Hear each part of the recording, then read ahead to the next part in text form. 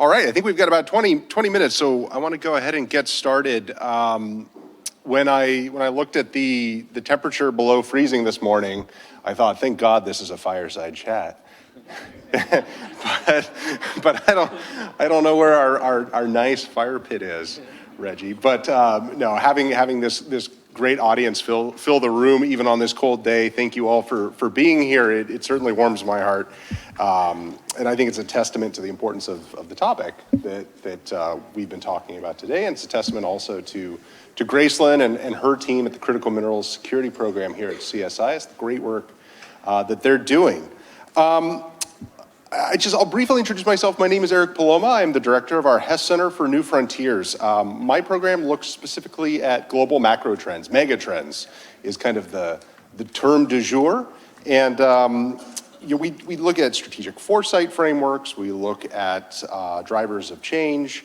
And twice a year, we host an executive education program called Global Foresight. And I'm proud to say that for the last few years, critical mineral demand has been on our radar as one of those critical drivers of change. And Gracelyn's team's been a tremendous partner. But even during that period, since Gracelyn joined CSIS just a few years ago, the narrative around critical minerals has evolved dramatically. Today, critical minerals, it represents the building blocks of the future from just about every single industry's perspective. It could be the future of energy, the future of technological advancement, the future of critical infrastructure, the future of national security. So we are all very fortunate to have with us today Reggie Singh. Reggie is the Acting Deputy Assistant Secretary for Energy and Critical Minerals. And Reggie and his team are responsible for diversifying and strengthening the U.S. critical minerals and energy supply chain, which puts you squarely at the intersection of a lot of the topics that we're covering today.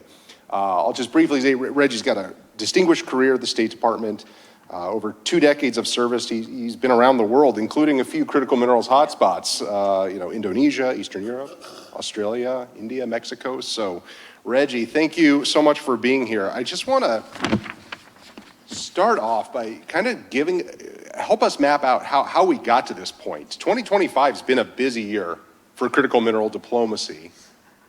We've seen major announcements in Ukraine, in the DRC. These critical minerals are becoming this kind of pillar of U.S. foreign policy.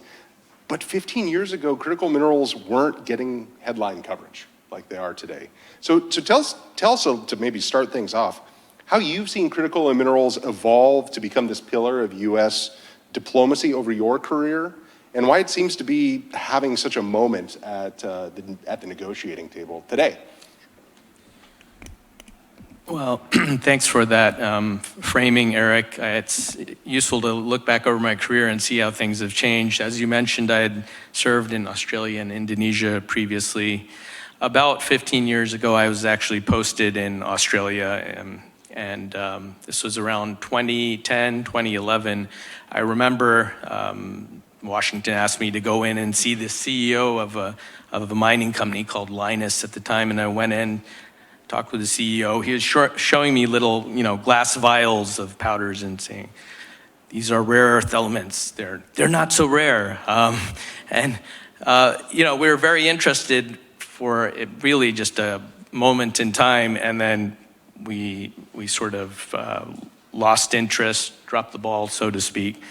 And about 15 years later, we are now in this quandary where we realize that our strategic competitor has essentially built an infrastructure of critical minerals over the course of a generation. And so it really hit home with the export controls, but it's to some extent we had inklings of this, we saw it coming, but it really took almost a crisis to drive it home. And so now, as you probably can tell from the program today, there is strong bipartisan support for fixing this issue, but the Trump administration in particular has really accelerated the pace of change in this area, particularly in the last 9-10 months. We've seen a huge amount of resources and administration activity go behind efforts to fix this generational problem, which we don't have a generation to fix. What China has built over that period of time, we have to resolve in relatively short time, particularly for the most critical minerals. So, it's unfortunate that we ended up in this space, but I think there is now intense focus and bipartisan support, and this is an area that, regardless of what happens over the next year or two, I think will get sustained attention from government, from industry, and from stakeholders who just realize the importance of these critical minerals to our future success and ability to remain free of economic coercion. And so I think the situation of the past where, we lost interest in this area after a while is just something we won't see anymore. So now the question becomes, how fast can we move along this path? Yeah, you touch upon the speed and scale of this, but as everyone here knows that, successful critical minerals projects abroad, they depend more on more than just investments in mining and infrastructure, but there's a whole enabling environment around it, from the logistical to the regulatory infrastructure that essentially gives those materials from the mines to the markets. So how is the administration facilitating investment across the entire mining ecosystem in strategic jurisdictions abroad? So how are key projects like in the Libido Corridor and Sub-Saharan Africa advancing? So when we think about facilitating investment in both the direct mining, the actual projects, as well as the supporting infrastructure, we have to think about the environment in which that investment takes place. It is essentially taking place in a non-market environment. So, China's ability to price shape, to drop the prices of certain minerals, to invest behind their companies, whether they're SOEs or nominally private sector companies, shapes the scene upon which we're trying to operate. And so we can't just have our private sector investors just go in without support. We essentially have basically a four-pillar approach to both the mining investment and the infrastructure that will go to support that. One way to think of it is actually one central pillar and three supporting policies. And the central pillar of what this administration intends to do is support investment in mining and mining infrastructure to diversify our critical mineral supply chains. But how do you support that central pillar of investment from these longer-term issues of not having a sufficient ROI because of what China does? How do you sustain it through a very long investment cycle? And so that's where the three supporting policies come in, and they generally go around. The best way to think of it is you're protecting that investment. So these three supporting policies include, for example, stockpiling. So there was $2 billion in the Big Beautiful Bill that the Department of War can now add to its national stockpiling. That can act in a counter-cyclical way when prices and minerals drop. Perhaps the stockpile can acquire certain minerals. So we're at a very nascent stage of how that might look, but that's an example of how you can protect an investment. Then you can have price support activities, whether it's, you had MP Materials on earlier, and they talked about their deal with DOW. That's an example. Price supports. There's other examples you could put under that umbrella of supporting through price dynamics the investment. And then the last item to support investment, the last supporting pillar, so to speak, is permitting reform. Now, that's mainly a domestic effort here in the U.S. You saw the executive orders that President Trump signed earlier this year intended to speed up the permitting process. You've heard the figure about 29 years for a mine, et cetera, in the U.S. So by all means, there's a strong domestic effort to do that. That said, we're also talking with key partners about permitting reform in their jurisdictions as part of our dialogues, just sharing best practices and encouraging each other to think strategically of how permitting reform can support the investment case, right? If you have lower lead times, your potentially your ROI, your net present value for certain mining projects could go up if you're reducing it from 29 years to whatever. So in general, that is our approach, and that extends as well to the infrastructure space like Libido Corridor. And you know, we intend to stand side by side with our companies globally as they, particularly as they operate in high-risk jurisdictions, to provide them the diplomatic support, the high-level political support, so that they have a sort of a fair table on which to arm wrestle, so to speak. Now, you mentioned that China has kind of a generational lead on us in this regard. How are these public-private partnerships that you're describing, how are they countering China's Belt and Road Initiative in their infrastructure investments in places like the Global South? How can the U.S. offer a better model of cooperation? Right. So whether we're talking about the supporting infrastructure or the actual mining projects, I think the U.S. and certain of our allied Western mining jurisdictions, the Canadas and Australias and the UKs of the world, and in the midstream processing space, you know, Japan and Korea. I think what we all have that works to our advantage, as opposed to maybe what our strategic competitor has, is some brand equity that really has a powerful pull in a lot of developing countries where a lot of these critical minerals are.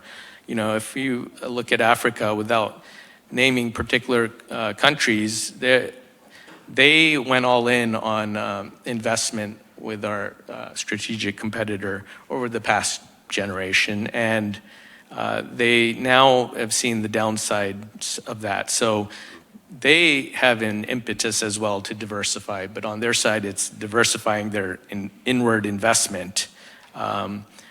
When they interact with the Belt and Road Initiative or with mining companies, Chinese mining companies, there tends to be less local value add. There's, in many cases, workers are imported at all levels of an organization.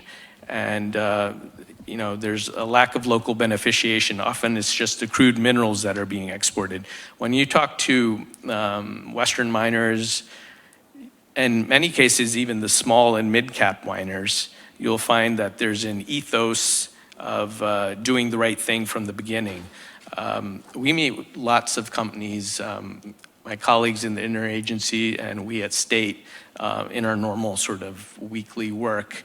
There's constantly companies coming in to see us, talk to us in the upstream and midstream, in certain cases, the OEMs as well. But the consistent feel I can get from this, and not to be too glib, but it actually it's surprising.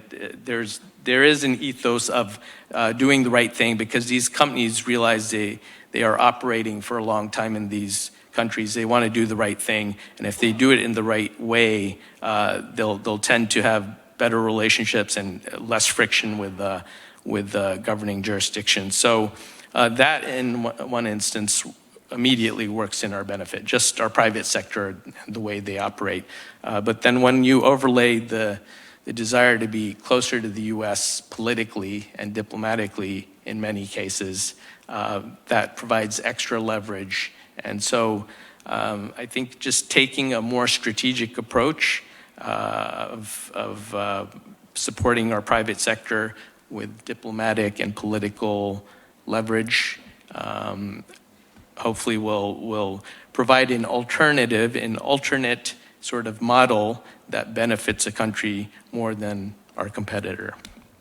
Great. And you touched on this a little bit. Let's maybe drill down a bit. So this year, the administration signed just a flurry of bilateral MOUs with countries ranging from traditional partners like Australia and Japan to new strategic partners like Saudi Arabia or Kazakhstan to kind of strengthen the critical mineral supply chain and cooperation. Why do you think this effort is gaining so much traction with partner countries now? And what does a successful bilateral critical mineral partnership look like over the next, say, 3 to 5 years? Good question. The MOUs are, in a sense, the starting gun for what we hope will be a deeper cooperation. So we've negotiated a number of MOUs that you listed out. We have at least a dozen more that we are discussing that I don't think have been made public yet, but are in various stages of discussion with countries around the world. And the main sort of strategic impetus behind these is to build this ecosystem of private sector investment, of supporting private sector investment amongst all our countries that we're signing these MOUs with, and then supporting them with various policy tools. Now, in some instances, every country might not agree with every aspect of all the tools that we have before us, but I can tell you in these discussions there is a sense of the approach of attracting investment, private sector investment, and then protecting that investment from non-market policies and practices.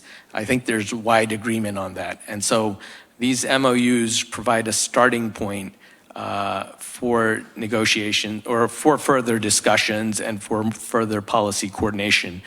Probably the one model MOU out there that is the one that is probably most replicated in our discussions is the one we signed with Australia, that President Trump signed with PM Albanese a couple months ago.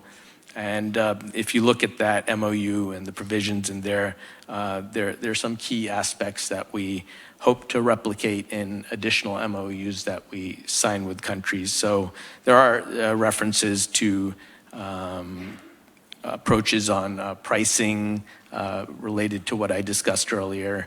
There are clauses about asset sales, which is another concern, right? We've seen instances where small companies, small Western mining companies invest a lot of money. They find a resource. Over years, they do drilling, they go through pre-feasibility studies, they go to FID, and then they run out of money. And then in many instances, you'll see a Chinese company come in and swoop down and buy them at a very cheap price. So that's an additional concern that we want to figure out how to address that particular challenge. So that may be an aspect of discussions once these MOUs are signed on how we might coordinate with countries to try to forestall those cases. Great. All right. Now with our last 30 seconds, the lightning round, because my program is so focused on the future and how you apply long-term thinking back to today. What should the U.S. government prioritize next year in 2026 to secure the critical mineral supply chain? I'd probably cite two things. So these MOUs, getting these signed, and then taking the next step. Like I said, they're really just, they set the stage for deeper cooperation. And so in 1Q26, perhaps we'll get more of these signed, and we'll have a critical mass of countries where we can coordinate some more policies with them. So we'll have to watch that space, but it will be exciting in 2026. The other aspect is, state doesn't have a lot of money to invest, but a lot of our partner agencies do, including others who've talk today, including our ECAs and DFIs. So you had XIM and DFC earlier, and we coordinate closely with them. So working with the interagency to actually get actual projects across the finishing line, and whether that's MP or more recent deals that you might have seen news stories about, actually getting those projects moving, I think sends an important signal to the market that we're serious and that there's serious money behind this effort, including a lot of money from the BBB that was signed earlier this year. So yeah, I think I'd cite those two as important signposts. Well, we wish you luck in the new year. Please join me in thanking Reggie Singh, everyone. Thank you for your time. Thanks for being here.